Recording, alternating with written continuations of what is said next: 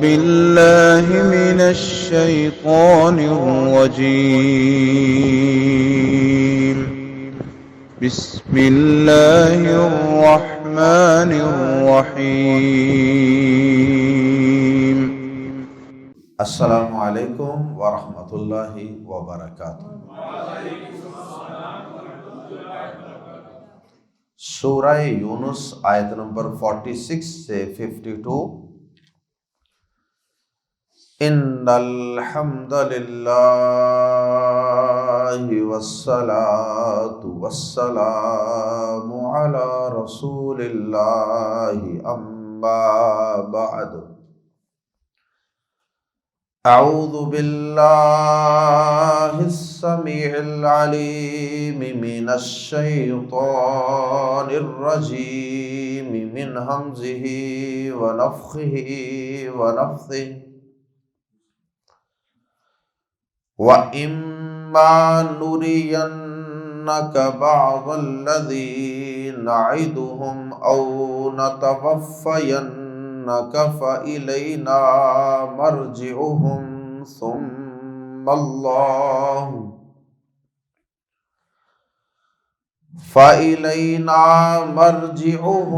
ثُمَّ اللَّهُ شَهِيدٌ عَلَى مَا يَفْعَلُونَ۔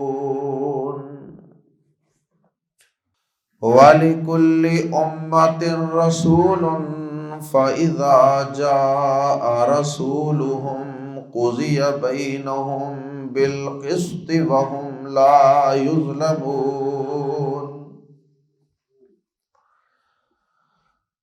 وَيَقُولُونَ مَتَى هَذَا الْوَعْدُ إِن كُنتُمْ صَادِقِينَ۔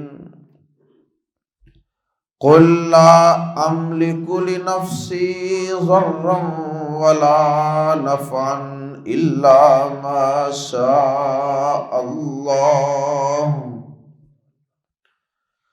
لِكُلِّ أُمَّةٍ أَجَلٌ إِذَا جَاءَ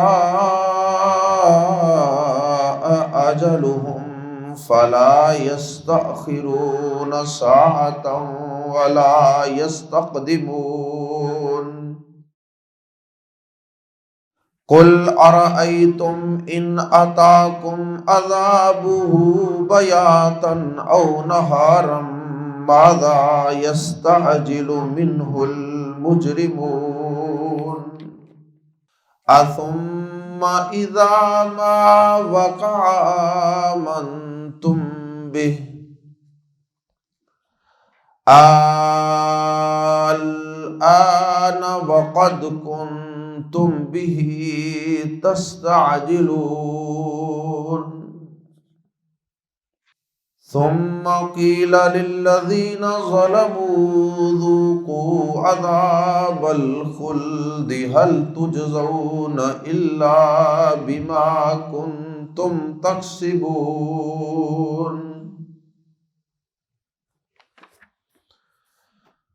سورہ یونس آیت نمبر 46 سے 52۔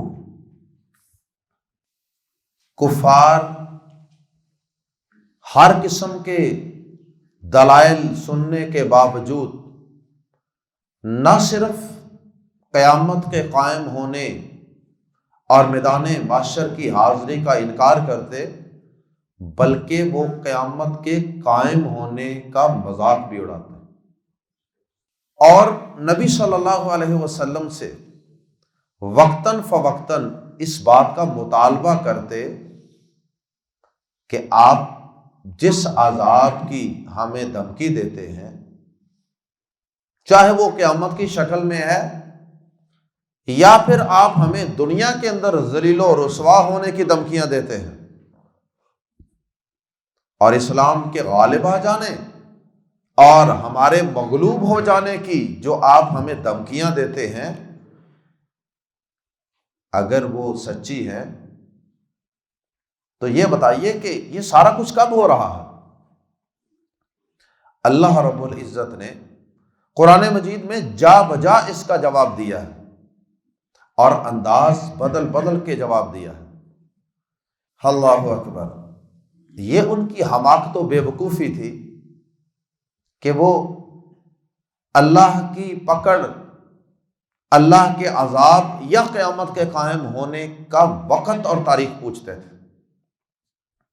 حالانکہ اگر اللہ رب العزت کسی انسان کو اس کی موت کا وقت پہلے سے بتا دیتے یا قیامت کے قائم ہونے کا وقت پہلے سے بتا دیتے تو انسانوں کے لیے اس دنیا میں زندہ رہنا ایک عذاب بن جاتا، موت سے پہلے ہی انسان مر جاتا، قیامت کے قائم ہونے سے پہلے ہی انسان کی قیامت قائم ہو جاتی۔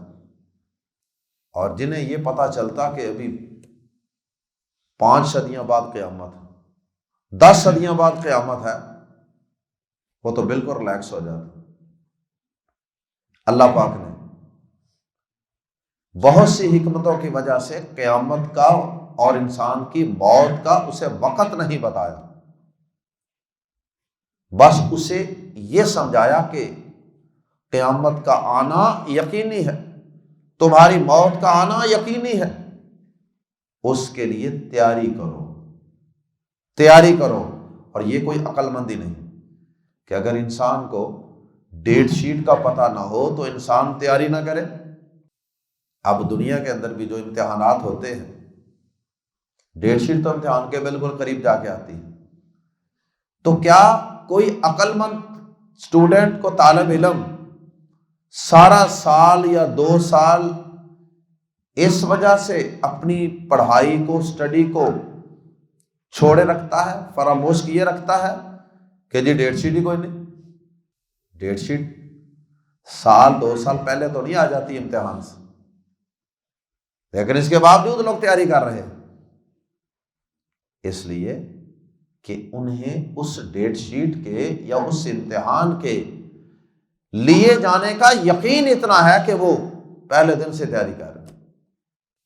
آیات زیر تفسیر میں اللہ رب العزت نے نبی پاک صلی اللہ علیہ وسلم کی زبان صادق سے انہیں یہ بات کہلوائی، 2 باتیں کہلوائی۔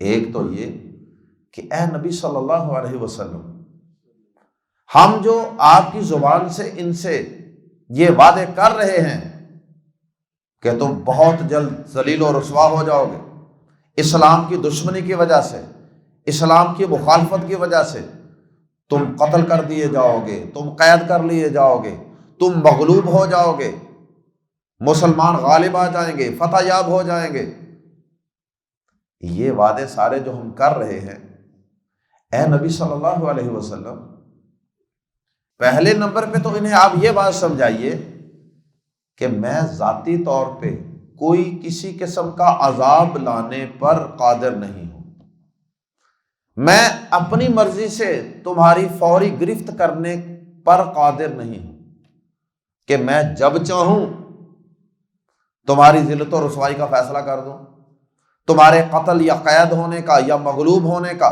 فیصلہ کر دوں، یہ میرے اختیار میں نہیں ہے۔ تو قیامت کا قائم کرنا یا دنیا میں تمہیں ذلیل و رسوا کرنا، یہ میرے بس کی بات نہیں ہے، یہ کام اللہ کا ہے، اور تمہارے اوپر کوئی اللہ کی گرفت کو لانا تو بڑی دور کی بات، میں تو اپنی ذات کے نفع نقصان کا بھی مالک نہیں ہوں۔ پہلی بات تو اللہ پاک نے یہ کہلوائی۔ دوسرے نمبر پہ یہ بات سمجھائی کہ وہ جو اللہ پاک کے وعدے ہیں نبی صلی اللہ علیہ وسلم کے ساتھ، اور ان کے ذریعے تم کافروں کو دھمکیاں ہیں دنیا کے اندر بھی ذلیل و رسوا ہونے کی، گرفت کی، پکڑ کی، اور مرنے کے بعد بھی، تو وہ وعدے اللہ پاک کی مرضی ہے، کچھ وہ میری زندگی میں پورے کر کے دکھا دے، پیغمبر کی زندگی میں پورے کر کے دکھا دے، اس کی مرضی، اور وہ ان میں سے کچھ چیزوں کو پیغمبر کے جانشینوں، آپ کے خلفائے راشدین ابو بکر، عمر، عثمان و علی رضی اللہ تعالی عنہم، یا ان کے بعد آنے والے آپ کے خلفاء، ان کی زندگی میں اللہ پاک پورے کر کے دکھا دے، یہ اس بادشاہ کی مرضی ہے۔ ضروری نہیں ہے کہ وہ سارے وعدے پیغمبر کی حیات اور زندگی کے اندر ہی پورے ہوں گے، اور واقعی ایسا ہی ہوا۔ اللہ رب العزت نے کئی وعدے نبی صلی اللہ علیہ وسلم کی زندگی میں پورے کر کے دکھا دیے، جیسے مکہ کا فتح ہونا، خیبر کی فتح، مکہ کی فتح، اسی طرح مختلف غزوات کے اندر مسلمانوں کی فتوحات، احد ہے، بدر ہے، خندق ہے، تبوک ہے، حدیبیہ، بہت سے مواقع جہاں اللہ پاک نے ان کافروں کو ذلیل و رسوا کیا، ان کو یا تو قتل کروایا یا ان کو غلام اور لونڈیاں بنوایا، اور مسلمانوں کو اللہ پاک نے فتح یاب کیا، عزت، شان و شوکت، غلبہ عطا فرما دیا۔ یہ نبی صلی اللہ علیہ وسلم کے سچا نبی اور رسول ہونے کی بہت بڑی دلیل تھی کہ نہ تھی، کہ اللہ پاک نے جو وعدے کیے تھے وہ پورے کر کے دکھا دیے، اور پورا جزیرہ عرب اسلام کے سایہ عاطفت میں آ چکا تھا، پورا جزیرہ عرب، ہر طرف اشہد ان لا الہ الا اللہ و اشہد ان محمد الرسول اللہ کی آوازیں اور ترانے گونج رہے تھے۔ اور پھر آپ صلی اللہ علیہ وسلم کی زندگی میں اللہ پاک نے اہل مکہ پر بھوک کا عذاب اور قحط بھی نازل فرمایا تھا۔ جب اس قدر شدید قحط تھا کہ مکہ والے ہڈیاں تک چبانے پر مجبور ہو گئے، سورہ نحل کے اندر اس کی تفصیل موجود ہے۔ اللہ اکبر۔ اور پھر ابو سفیان جو کافر تھا اس وقت، کافروں کا سردار، وہ نبی صلی اللہ علیہ وسلم کی خدمت میں حاضر ہو کے کہتا ہے، اللہ کے نبی دعا کر دیجئے، آپ کی قوم کے لوگ بھوک سے مر رہے ہیں، آپ اللہ سے دعا کر دیجئے اللہ پاک یہ اس قحط کو، اس تنگی کو دور فرما دے۔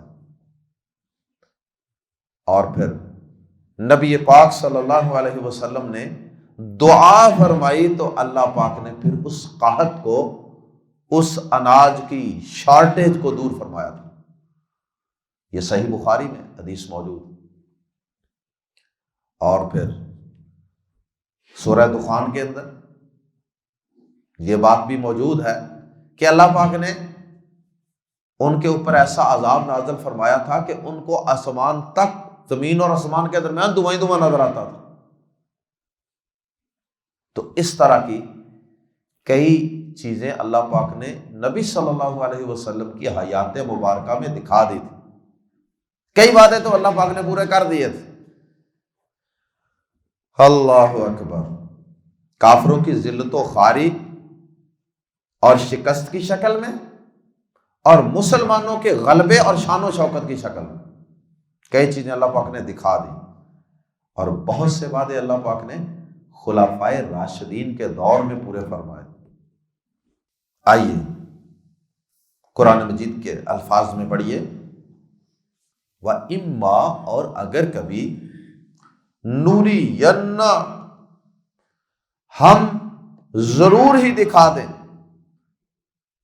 نُرِيَنَّ کے آخر میں جو نون ہے، نون مشدد، یہ ضرور کا معنی دے رہا ہے۔ نُرِيَنَّ، ہم ضرور ہی دکھا دیں، اور شروع والا نون پیش نون یہ ہم کا معنی دے رہا ہے۔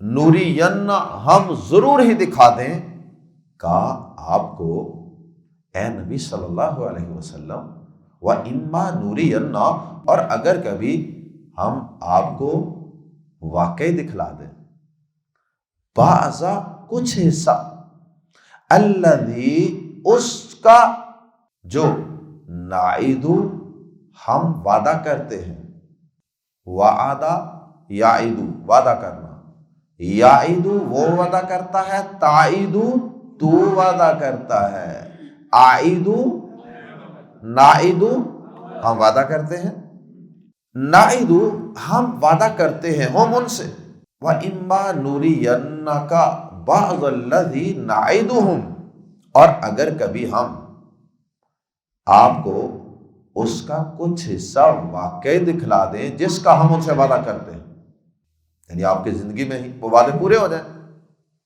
او یا پھر دوسرا آپشن، او نتوفینہ، یہ نتوفینہ نتوفی تھا، آخر میں یہاں بھی نون مشدد لگا کے اس میں بھی ضرور کا، واقعی کا، یقین کا معنی پیدا کیا گیا۔ او نتوفینہ، یا ہم اٹھا لیں کا آپ کو، یا ہم آپ کو ضرور اٹھا لیں، یا ہم واقعی آپ کو فوت کر دیں۔ فوت کا لفظی معنی ہوتا ہے اٹھا لے جانا۔ اللہ اکبر۔ او نتوفینہ، یا ہم ضرور ہی اٹھا لیں کا آپ کو، یعنی آپ کو فوت کر دیں، اور ایسا ہی ہونا ہی ہونا ہے، یقینی ہے، اس لیے آخر میں نون مشدد استعمال کیا۔ تو دونوں صورتوں میں فَإِلَيْنَا، تو اس میں مذائقہ کیا ہے؟ اگر ہم اپنے کچھ وعدے آپ کی زندگی میں پورے کر دیں اور کچھ وعدے آپ کے خلفاء کی زندگی میں پورے کر دیں، اس میں مذائقہ کیا ہے؟ اس میں حرج کیا ہے؟ اصل جو چیز سوچنے والی ہے وہ اگلی ہے۔ فَإِلَيْنَا، تو ہماری ہی طرف، مرجعو، لوٹنا ہے، ہم ان کا، فَإِلَيْنَا مَرْجِعُهُمْ، تو ہماری ہی طرف ان کا لوٹ کر آنا ہے۔ آنا تو ہمارے پاس ہی ہے۔ ثُمَّ اللَّهُ، پھر اللہ، شہیدٌ، اچھی طرح گواہ ہے، پوری طرح گواہ ہے۔ ایک ہوتا ہے شاہد، شاہد گواہ کو کہتے ہیں، اور شہید، فعیل، سمیع، علیم، ان سب کے اندر مبالغہ پایا جاتا ہے۔ ثم اللہ، پھر اللہ، شہید، اچھی طرح گواہ ہے، علی، پر، ما یفعلون، جو وہ کر رہے ہیں۔ تو پھر اللہ پاک پوری طرح گواہ ہے، اللہ پوری طرح دیکھ رہا ہے، آبزرو کر رہا ہے، مشاہدہ کر رہا ہے ہر اس کام کا جو یہ کافر، یہ قیامت کے منکر، یہ باغی کر رہے ہیں۔ تو آنا تو ہمارے پاس ہی ہے نا۔ تو اگر کچھ وعدے ہم یہاں پورے کر دیں آپ کی حیات میں، کچھ آپ کے خلفاء کی زندگی میں، اور کچھ وعدے جو مرنے کے بعد کے متعلق ہیں وہ ہم بعد میں پورے کریں گے، آنا تو پھر ہمارے پاس ہی ہے نا۔ بالآخر فائنل سارے وعدے تو پھر قیامت کے دن ہی پورے ہوں گے۔ بہرحال تمہاری تسلی کے لیے کچھ وعدے ہم دنیا کی زندگی میں بھی پورے کریں گے، اور پھر کیے اللہ پاک۔ اللہ اکبر۔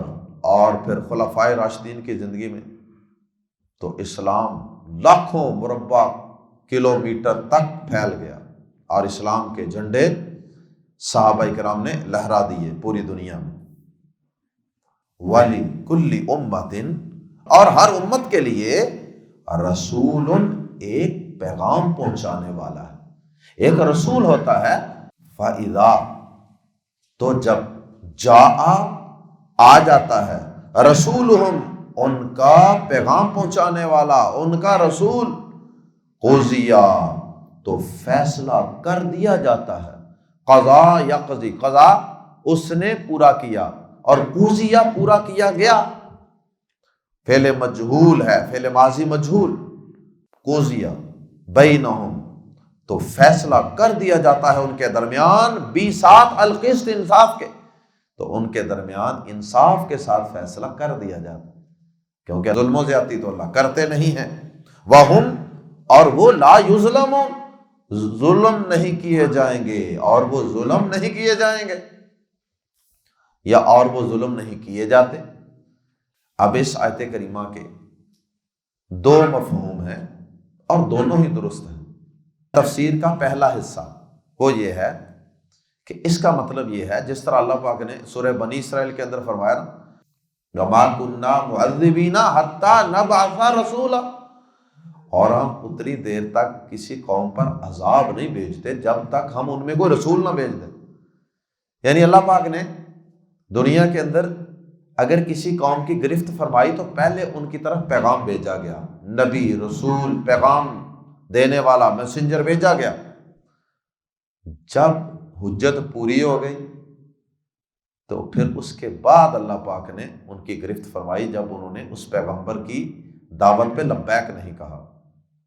ایک تو یہ مطلب ہے کہ ہر امت کے لیے ایک پیغام پہنچانے والا ہے، تو جب ان کا پیغام پہنچانے والا آ جاتا ہے تو ان کے درمیان انصاف کے ساتھ فیصلہ کر دیا جاتا ہے اور ان پر ظلم نہیں کیا جاتا۔ ایک تو یہ مطلب کہ اگر ان کو عذاب دیا جاتا ہے تو پھر وہ اس کے حقدار ہوتے ہیں۔ اور دوسری اس کی تفسیر جو سورہ نساء کے اندر آیا تھا کہ اس کا تعلق دنیا کے ساتھ نہیں بلکہ قیامت کے ساتھ ہے، یا یوں کہہ لیں کہ اس کا تعلق دنیا کے ساتھ بھی ہے کہ دنیا میں جب تک کوئی رسول نہ آئے اللہ کسی قوم کی گرفت نہیں کرتا، اور اس کا آخرت کے ساتھ بھی تعلق ہے کہ اللہ پاک قیامت والے دن فیصلے جب فرمائیں گے نا کسی قوم کے بارے میں، کسی امت کے بارے میں، تو پہلے اس کے رسول کو لایا جائے گا۔ اللہ پاک بھی نزول فرمائیں گے جیسے اللہ کی شان کے لائق، اور فرشتے بھی اور رسول بھی آئیں گے، اور پھر لوگوں کے درمیان فیصلے کیے جائیں گے۔ تو سورہ نساء میں کیا ہے؟ فَكَيْفَ إِذَا جِئْنَا مِن كُلِّ أُمَّةٍ بِشَهِيدٍ وَجِئْنَا بِكَ عَلَىٰ هَٰؤُلَاءِ شَهِيدًا۔ اور اے نبی صلی اللہ علیہ وسلم، وہ کیا منظر ہوگا، وہ کیا کیفیت ہوگی کہ ہم ان سب کے اوپر ایک گواہ کھڑا کریں گے۔ ہم ہر امت میں سے ایک گواہ کھڑا کریں گے، یعنی اس امت کا رسول گواہ کھڑا کریں گے، اور ان سب گواہوں پر پھر ہم آپ کو گواہ بنائیں گے۔ تو اس کا مطلب یہ ہے پیغمبروں کو بلایا جائے گا، پیغمبروں سے پوچھا جائے گا کہ ہاں جی دعوت دی تھی آپ نے، ان کو توحید سمجھائی تھی؟ جی سمجھائی تھی۔ اے عیسیٰ بن مریم، کیا آپ نے ان سے کہا تھا کہ مجھے اور میری ماں کو الہ بناؤ؟ نہیں اللہ، میں نے تو نہیں کہا تھا۔ اسی طرح سب پیغمبروں کو بلایا جائے گا، نوح علیہ السلام کو بھی، سب پیغمبروں کو۔ تو جب پیغمبر آئیں گے، گواہیاں ہو جائیں گی، عدالتی تقاضے عدل و انصاف کے پورے ہو جائیں گے، پھر اس کے بعد اللہ پاک ان امتوں کا فیصلہ فرما دیں گے کہ کس نے جنت میں جانا ہے، کس نے جہنم میں جانا ہے۔ تو یہ بھی اس آیت کا ایک مطلب ہے۔ اللہ اکبر۔ وَيَقُولُونَ، اور وہ کہتے ہیں، مَتَىٰ، کب ہوگا، هَٰذَا الْوَعْدُ، یہ وعدہ، یہ وعدہ کب ہے؟ مراد یہ ہے کہ یہ وعدہ کب پورا ہوگا قیامت کا؟ ان، اگر کنتم، ہو تم صادقین، سچے۔ نبی پاک صلی اللہ علیہ وسلم کو کہتے ہیں کہ اگر تم سچے ہو نا، مسلمانوں اگر تم سچے ہو تو بتاؤ وہ قیامت کب آ رہی ہے؟ اس کا جواب ایک اور انداز سے، قل، کہہ دیجئے اے نبی صلی اللہ علیہ وسلم، لا املکو، نہیں میں مالک، نہیں میں اختیار رکھتا، لی کے لیے، نفسی، اپنی ذات کے، ذرن، کسی نقصان کا، ولا نفعا، اور نہ ہی کسی نفع کا۔ میں تو اپنی ذات کے لیے بھی کسی نفع نقصان کا مالک نہیں ہوں، اور تم مجھے کہتے ہو کہ قیامت لے آؤ۔ اور یہ بات اللہ پاک نے سورۃ الانعام میں بھی بیان فرمائی ہے، آیت نمبر 57 اور 58 میں۔ ہاں، الا، مگر، ما، جو، شاء اللہ، اللہ چاہے۔ میری اپنی ذات کا نفع نقصان بھی اللہ کی مشیت اور اس کی مرضی پر منحصر ہے، میری اپنی مرضی پر منحصر نہیں ہے۔ انشاء اللہ، ماشاء اللہ کے بغیر کچھ نہیں ہے، اللہ چاہے تو۔ لِكُلِّ أُمَّةٍ أَجَلٌ، ہر امت کے لیے ایک وقت ہے، ہر امت کے لیے ایک وقت ہے، وقت مقرر ہے۔ اس پر دنیا میں اللہ کی گرفت آنے کا بھی، اس کو مہلت کتنی دینی ہے اس کا بھی، اور اسی طرح قیامت والے دن حساب و کتاب کب ہونا ہے اس کا بھی۔ اور حدیث کے مطابق کل قیامت کے دن سب سے پہلے کس امت کا حساب ہوگا؟ امت محمد صلی اللہ علیہ وسلم کا حساب و کتاب سب سے پہلے لیا جائے۔ لِكُلِّ أُمَّةٍ أَجَلٌ، ہر امت کے لیے ایک وقت ہے۔ اذا جاء، جب آ جاتا ہے، آجالہم، ان کا وقت، جب ان کا وقت آ پہنچتا ہے، فلا یستأخرون، پس نہیں وہ پیچھے رہتے، ساعتن ایک گھڑی، ولا یستقدمون، اور نہ وہ آگے بڑھتے ہیں۔ ایک گھڑی نہ وہ وقت جلدی ہوتا ہے، نہ ایک گھڑی، ایک منٹ، ایک سیکنڈ، ایک لہجہ آگے ہوتا ہے۔ قل کہہ دیجیے اے نبی صلی اللہ علیہ وسلم، ارأیتم، مطلب یہ ہے کہ اللہ کے ہاں وقت مقرر ہے، تمہارے جلدی مچانے سے وہ جلدی نہیں آ جانا، اللہ کے ہاں وقت مقرر ہے، لیکن جب آ جانا ہے پھر تم نے بڑا کہنا ہے کہ اب ہم ایمان لاتے ہیں، لیکن اس وقت ایک لمحے کی مہلت نہیں ملنی، پہلے سدھرو۔ قل کہہ دیجئے ارأیتم، کیا تم نے دیکھا، ان اتاکم، اگر آ جائے تم پر، عذابہ، اس کا عذاب، بیاتن، رات کے وقت، بیتن اسی سے ہے، بیتن گھر ہوتا ہے نا، تو گھر رات کہاں گزاری جاتی ہے، گھر میں، بیاتن رات کے وقت، او نہارن، یا دن کے وقت، رات کے وقت اگر تم پر اس کا عذاب آ جائے یا دن کو آ جائے، ماذا، تو کیا، یا کون سی چیز ہے، یستعجلو، جلدی طلب کریں گے، منہ، اس میں سے، اس عذاب میں سے، المجرمون، مجرم۔ اے نبی صلی اللہ علیہ وسلم ان سے ذرا کہیے کہ کیا تم نے دیکھا، مراد یہ ہوتی ہے کیا تم دیکھا، جہاں آتا ہے نا قرآن میں، مطلب یہ ہوتا ہے کہ اگر تم نے یہ چیز دیکھی ہے تو بتاؤ، کیا تم نے یہ دیکھا، کیا تم نے کبھی اس اینگل سے غور کیا کہ اگر وہ مطلوبہ وقت آ گیا، وہ عذاب اچانک رات کے وقت یا دن کے وقت آ گیا، تو پھر تم اس میں سے کس چیز کو جلدی طلب کرو گے؟ اس میں کوئی میٹھی چیز ہے، کوئی شیریں چیز ہے، کوئی اچھی چیز ہے جو تم جلدی طلب کرو گے؟ اس میں جلدی طلب کرنے والی کیا چیز ہوگی؟ اگر وہ اچانک آ گیا، آ کیا، ثم، پھر، ثم، کیا پھر، اذا ما، اذا کے اندر ما کی وجہ سے مزید تاکید پیدا ہو گئی، اذا کا معنی ہوتا ہے جب، تو اذا ما، جو ہی، وقع، وہ آ پڑے گا، ثم، کیا پھر، اذا ما، جو ہی، وقع، وہ آ پڑے گا، واقعہ ہو جائے گا، یعنی عذاب، آمنتم، تو تم ایمان لے آؤ گے بھی اس پر، لیکن اس وقت ایمان لانا نفع مند نہیں ہوگا، کوئی فائدہ نہیں دے گا۔ الآن، یہ اصل میں ہے کیا، الآن، اب، حمزہ استفہام، اور الآن کے اندر بھی حمزہ تھا، دو حمزہ اکٹھے کر کے مد لگا دی گئی، الآن، الآن کی بجائے الآن، تو ترجمہ ہم الگ الگ ہی کرتے ہیں، کیا، الآن، اب، کیا اب، وقت، حالانکہ، یقیناً، تم تھے تم بھی تستعجلون، اسی کو جلدی طلب کیا کرتے، یہ ہے وہ عذاب جس کو تم جلدی طلب کیا کرتے تھے۔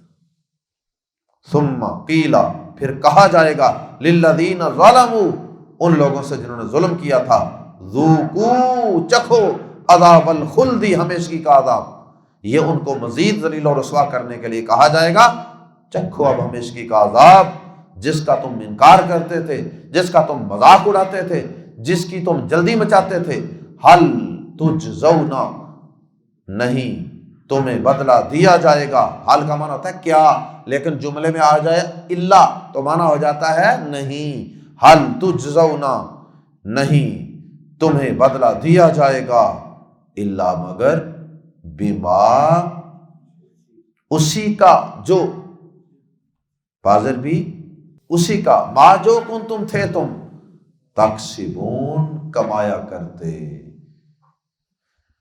تمہیں بدلہ نہیں دیا جائے گا مگر اسی کا جو تم کمایا کرتے تھے، تمہارے اپنے اعمال، تمہاری اپنی کرتوتوں ہی کا یہ عذاب بدلہ ہے۔ اللہ ہم سب کو مرنے کے بعد کی زندگی، میدان محشر کی حاضری پر صحیح معنوں میں ایمان اور یقین رکھنے کی توفیق عطا فرمائے، اور اللہ ہمیں اس دن کی تیاری کرنے کی توفیق عطا فرمائے۔ سبحانک اللہم و بحمدک اشہد ان لا الہ الا انت استغفرک و اتوب الیک۔